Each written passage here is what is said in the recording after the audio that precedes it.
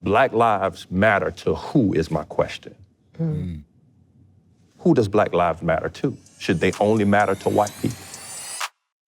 Do we as a Black community truly desire success, or do we want to look like success? Out of everybody, Black people deserve nice things. Black women deserve luxury. It's like you have a Chanel bag, you have a Gucci bag, but what's in it? We equate success with material things. I don't think that we need to keep comparing ourselves to white people. I don't care what white people do. Mikhail's gonna do what Mikhail's gonna do. Last month, Bloomberg came out with a study that said that throughout the year of 2020, during the pandemic, Caucasian wealth went up. Black wealth went down.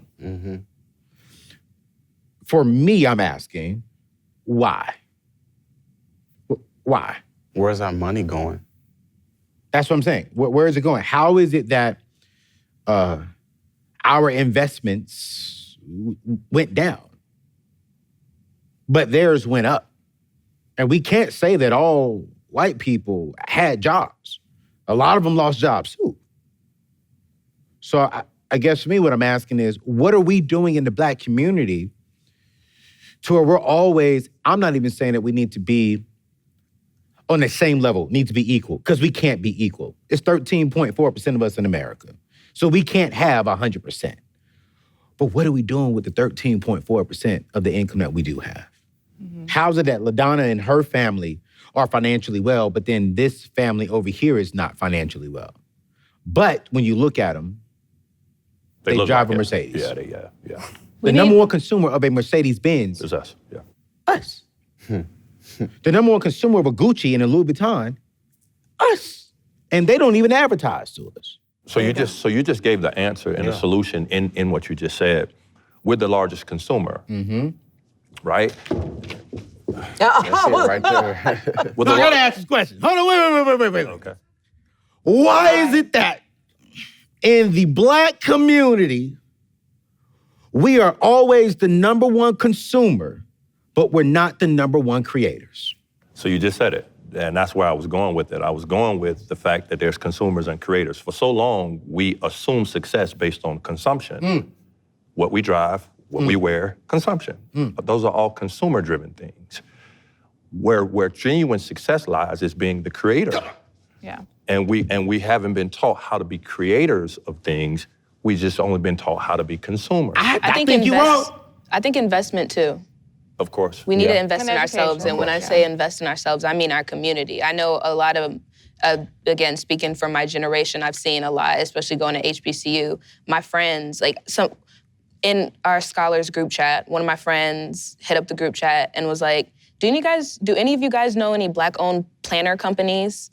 And somebody, quick, fast, and hurry, found a list of Black-owned planner companies. My dad the other day sent me, because I skateboard, sent me first Black woman-owned skateboard company. And I've seen that recently, my generation, as well as myself, I make it a conscious effort. If I need something, let me find a Black-owned company to support. And a lot of my friends do the same thing. And so I think because we are the number one consumers, what happens if we take all that money that we are buying other things from white people and we start buying it from Black people instead?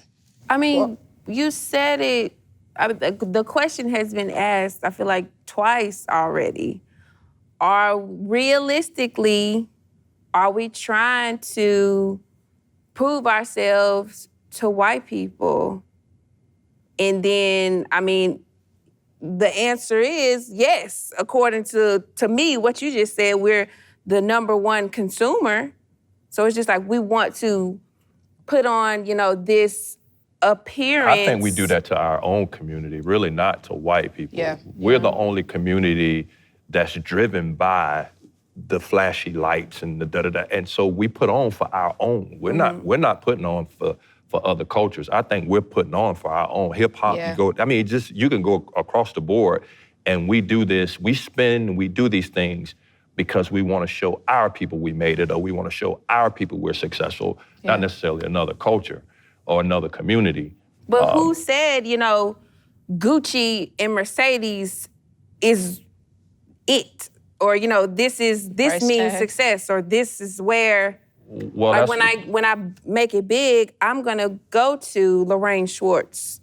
well, that's because, and if you don't mind, we're gonna get real. It's gonna get heated up here for a moment, but How you look over here? that's because marketing. These companies that are ran by white people understand that we are the largest consumer, so they market their products to our people, and we go out and buy them to try to please and impress our own people. But he just said that they don't.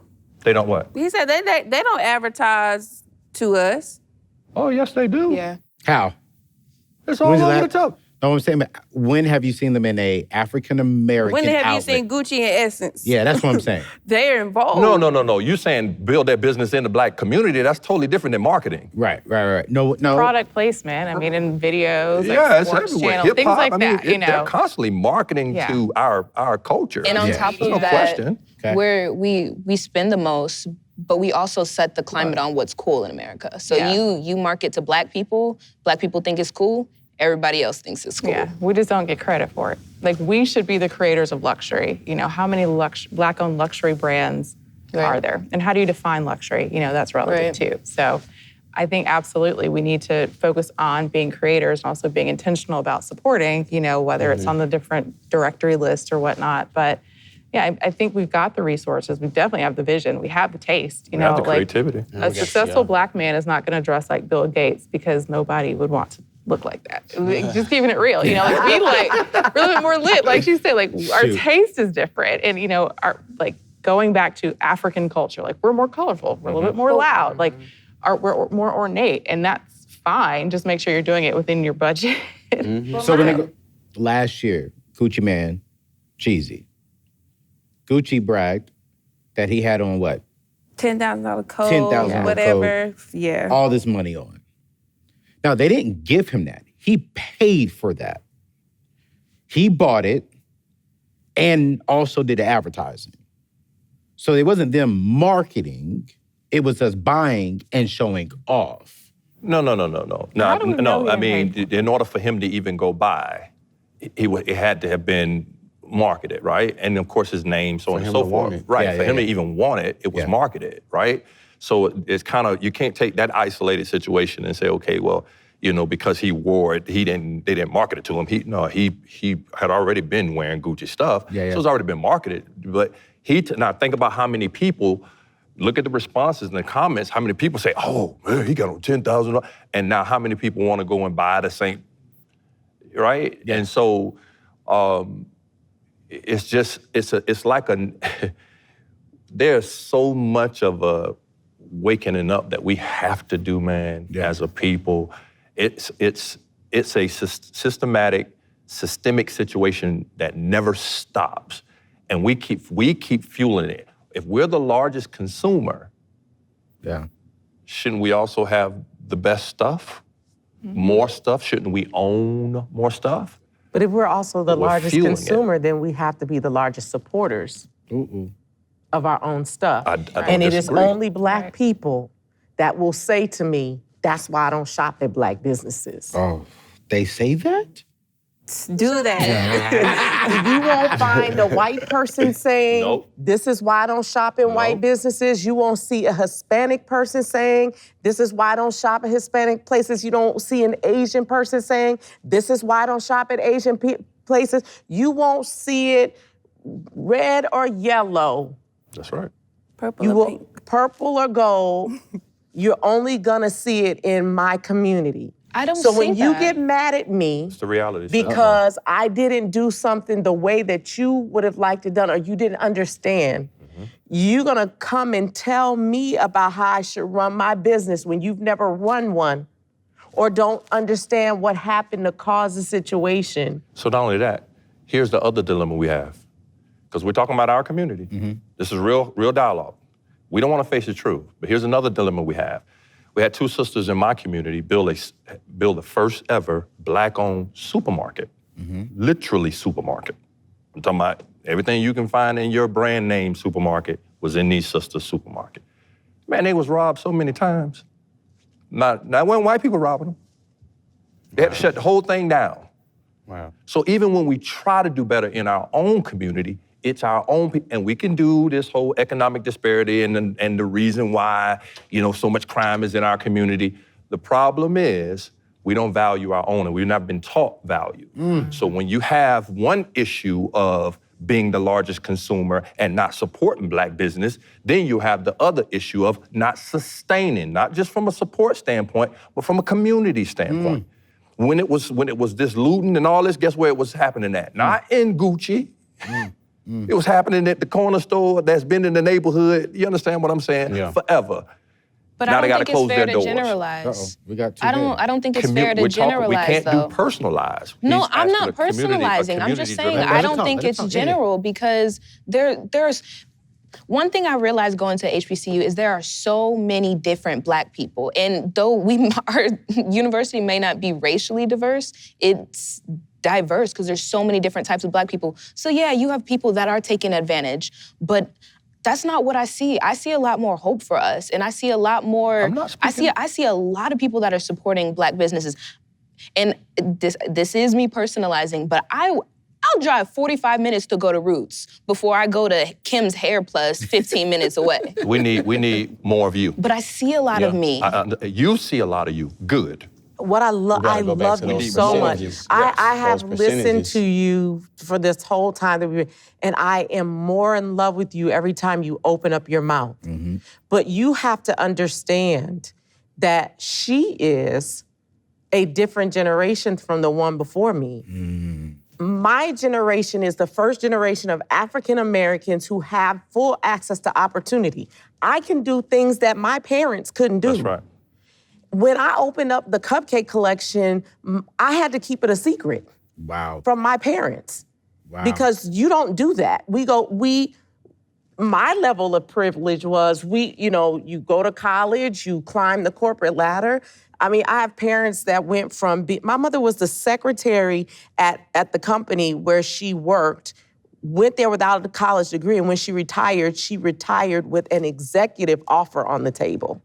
Secretary to executive. You climb the corporate ladder. You don't go play business because people, that's not sure.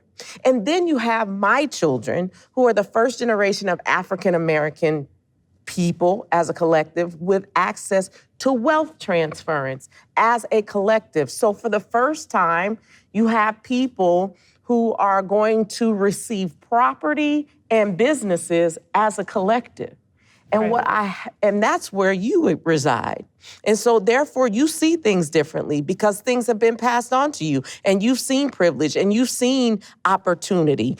You see things from a lens that the people before you will never be able to see so clear. But guess what's gonna happen with my grandchildren when they come behind you? They're gonna be the first generation of African American children, people as a collective with privilege.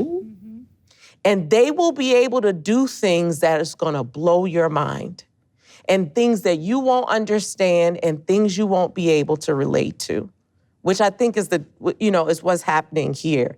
I love your perspective. I love the perspective that you bring. I love your perspective. I love your perspective. I think it's been just like you said. It's about access to what we came from. And I think that the difference is that what's on your shirt. Your shirt says Harriet Yep. and Rosa, Yeah. Shirley, Yeah. Angela, Yeah. and Tamika. That's right. What are you going to do with that which has been placed on the inside of you? Because at the end of the day, you said it very well. Just like you want a return on your investment and you're trying to teach us how to invest well so that we can have a return on our money, God is looking for a return on his investment in us. Absolutely. What did you do with your peace that he gave you to make sure that you left the world as a better place? I love saying it like this. Sometimes we feel like we're buried in our own situation, and in fact, we don't realize that we're planted. Just one little piece to the big puzzle. We're just planted. For a season. And eventually we're gonna grow into some amazing oak tree that provides shade. So I want to ask a question. I want to go deeper here. Do you believe that the Black Lives Matter movement is moving the Black community forward? And I want to start with you.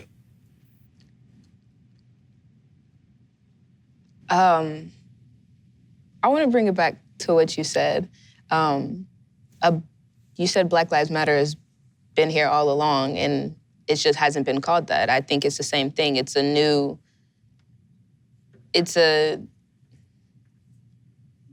wave of revolution. It's our new cry. It's the same song we've been singing. It's just there's a new title. There's a new cry. It's a new thing we're saying, but it's the same song we've been singing. And actually, to talk about two things that you guys said is things are getting better. Every generation is a new perspective. Things are getting better. And that's why when I said it's not okay for me, I can't be okay with the things going on because things are getting better. And I can be optimistic that if we keep fighting, things will get better, because they are. Things do get better. But at the same time, how are we still struggling with the same problems of police brutality, mass incarceration, or mass incarceration, excuse me. And yeah, it's we're just continuing to fight, and we have to keep fighting, because then there won't be your grandchildren, my children, they won't have a new perspective if we don't to your shirt. If Rosa Parks said, "Oh, this is what it is, I'm gonna go to the back of the bus," where would we be? And for so many other things, where would we be? So we're just continuing to fight, and it's a new title, but same fight, and things are getting better. Slowly, and not in every way things are getting better, but things are getting better. Millennials, Black Lives Matter. I'll jump in and say I certainly appreciate what you're saying, and I love your intentionality about support and being vocal about your views. And it's wild to think, like, I'm twice your age. And I love to see, at such a young age that you've developed this voice that it takes people much longer oftentimes to develop. But I would say for Black Lives Matter, like you said, it's the same fight, it's the same narrative, it's not the same agenda, because we are making some progress. But I support what's being done collectively and just moving the agenda forward so that, my kids, my grandkids, my great-grandkids won't have the same battles that we're dealing with today. They will have struggles of some sort, because that's just human nature in every society, every generation, every culture has that. So I don't know what their problems will be, but I'm very happy that their problems won't be the same thing my grandparents went through, or my great-great-grandparents, or what I've even had to deal with. So I certainly do respect the movement, respect what they're doing, and just keep the narrative going. Black Lives Matter, I feel like people have turned it into a marketing scheme or turned it into a bad word. Like Black Lives Matter is that within itself. Like, Black lives really do matter, and it's not an attack against anybody else, or it's not taking away from anybody else. Say that again. But at the end of the day, somebody broke it down as an example. October is Breast Cancer Awareness Month. They're not saying that all other cancers aren't, as serious or aren't as deadly, but we just want to raise awareness for this cause right now. These are the things that are happening to us. These are the things that we deal with every day, and we wanted to bring it to your attention.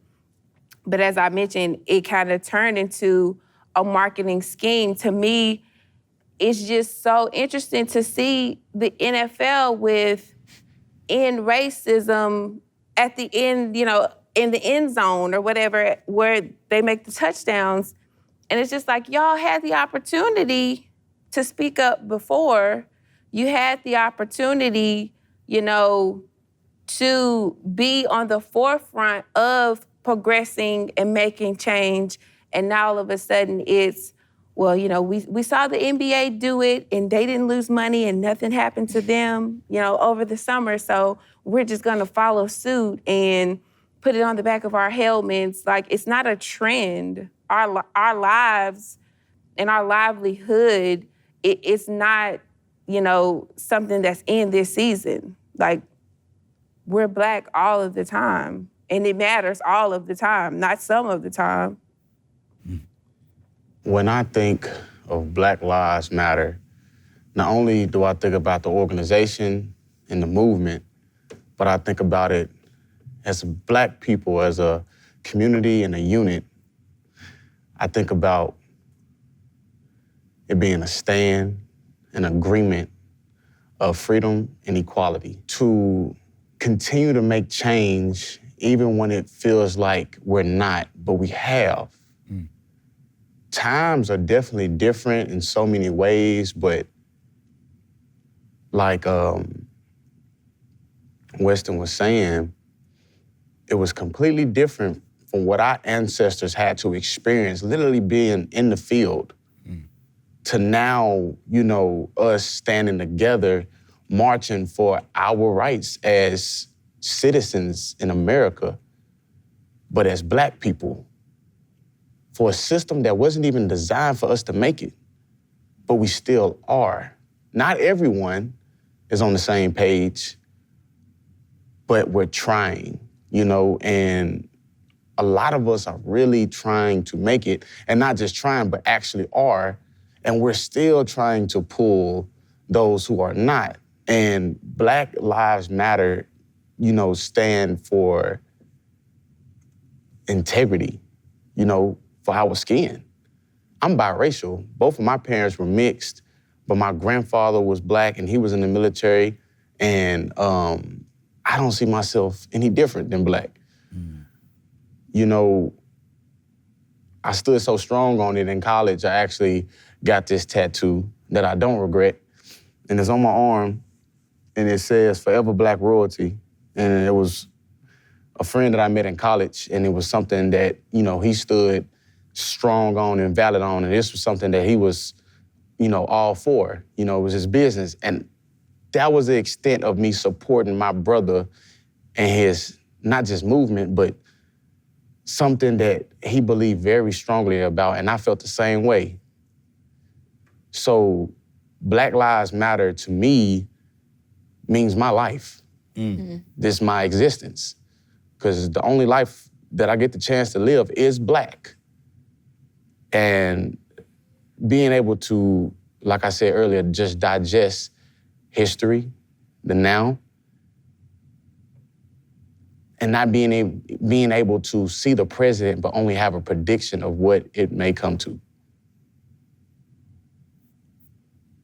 Weston, y'all in the older generation, I ain't old. but you're in the older one. Mother, when y'all hear it, what y'all hear? What y'all see? You don't want me to say nothing. do. Yeah. Because I'm interested. I bet you we have a similar Yeah. thought. And I bet you it's different from what they've said. So there's two sides to, when I hear Black Lives Matter, there's two sides to that. One side is to white America, and it speaks to white America. And that voice says, you know, there were laws on the books, literally laws on the books that said we were less than human in this country that we live in. And that same country, we're still saying, hey, just treat us like we're like any other human being, regardless of the skin color. That's that side.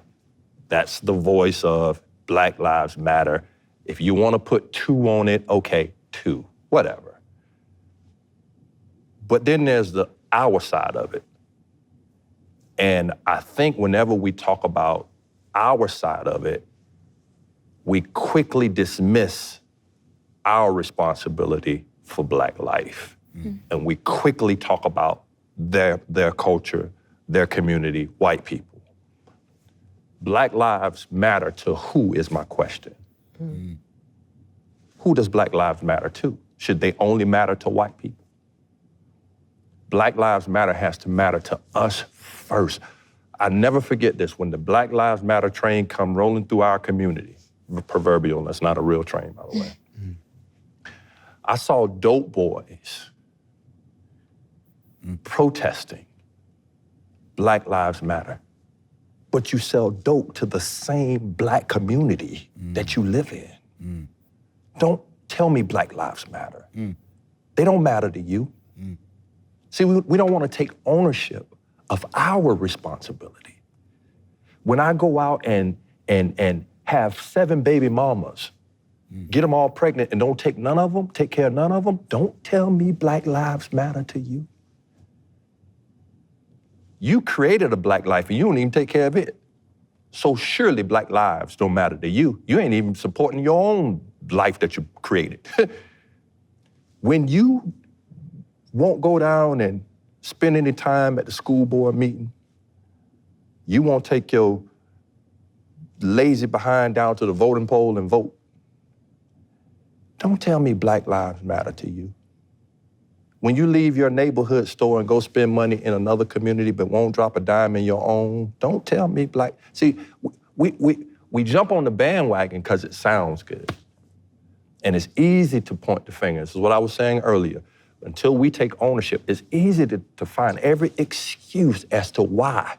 When are we going to take care of our own community, starting with our own home, starting with our own responsibilities? Then we can see, maybe we don't have to be equal. Maybe we can do our own.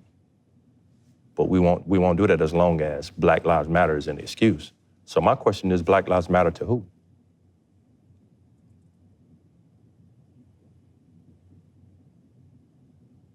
That's the tough conversation. We don't want to have that in our community. Whenever you do that, then it's all, he a coon, no, he was white people. No. We just need to talk about what we need to do in our own community. We need to address some real issues within our own community as well. I'm not saying that white cops killing Black boys don't, I'm talking about, okay, that's one piece.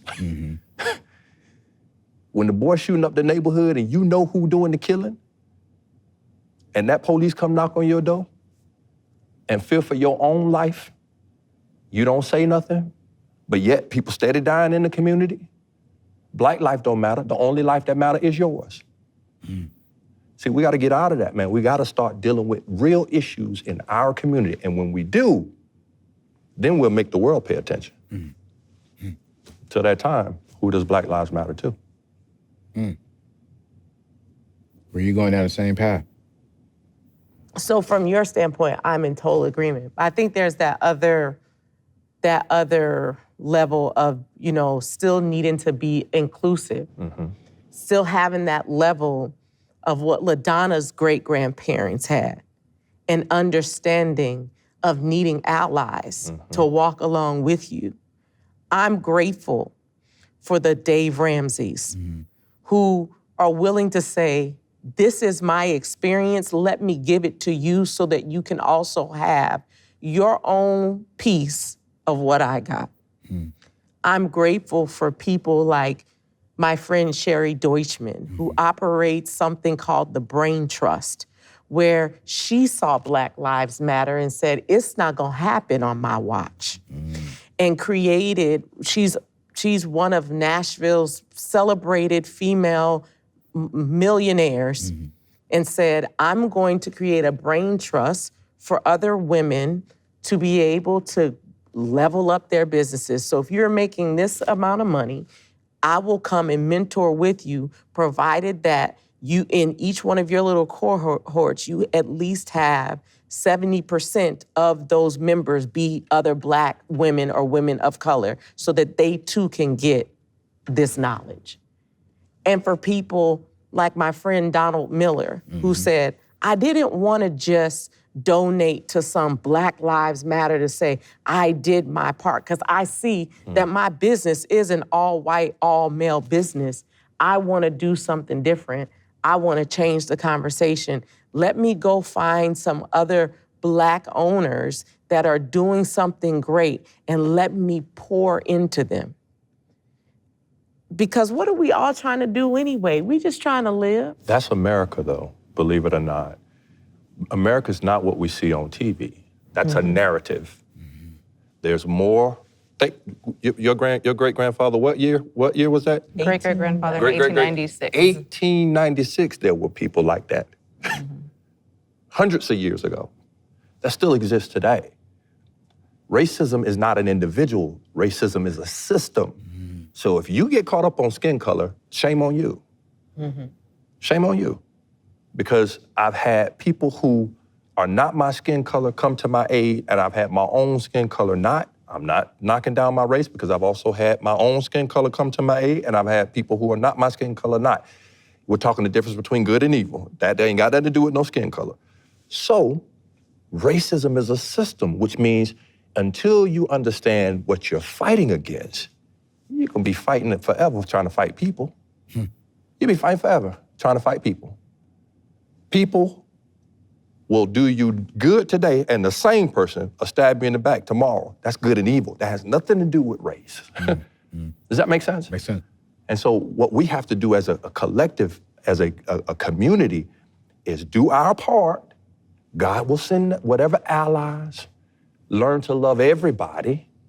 I don't have a problem with racist people. You know why I don't? Because I know who they are. I don't have no problem. If a person tell me they don't like me, I'm happy. You know why? Because I know who you are and I know how to deal with you. I don't have a problem with that. I have a problem with a person who's racist, but yet they smile in my face and everything good. And I don't know that they're racist. And it takes an act of God to discern that. You understand what I'm saying? I would rather know who you are. There's nothing wrong with that. I'm pro my people.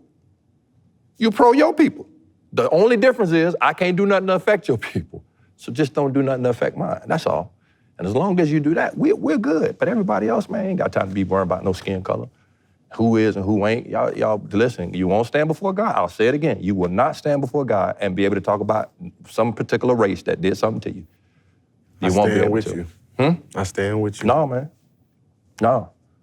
Some of the biggest blessings in my life came from white people. That's God using a white person the same way he uses a black one. Some of my biggest burdens have come from black people. But I'm love my people just the same. That's individuals. That's good and evil. That's not race.